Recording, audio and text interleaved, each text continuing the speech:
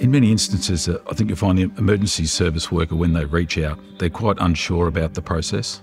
One of the real benefits of Responder Assist is that it provides an avenue for a member to reach out and have an explanation and an understanding of what the clinical process might look like. The clinic experience at Responder Assist involves initially people coming through the intake system to make sure that they are coming in the right direction and that we're capable of giving them the right service. When an emergency service worker calls up the Responder Assist intake line, they can expect a 15 to 30 minute chat or conversation with an intake clinician. You can expect that the intake worker will, first of all, be listening to your story, trying to understand from your perspective what the issues that you are facing, and then be able to help you through a process where they can assess and understand more about your condition. And from there, we're going to work with them, obviously, on strategies that really complement where they're at and where they're wanting to go in terms of their goal setting. There's no limit on the number of sessions that we can do with people or how long that we need to engage with them.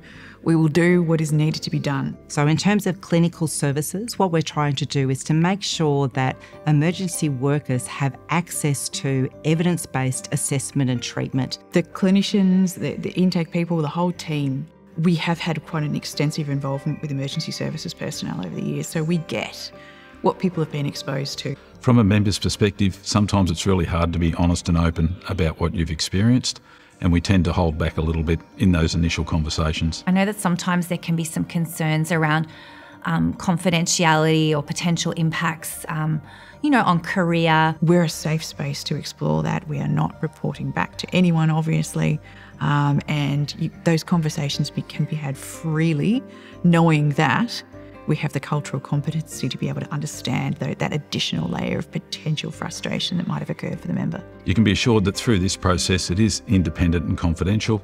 The intake workers are trained, and their real focus is to try and find the most appropriate pathway for you to get the care that you need to help you and your family along the recovery process.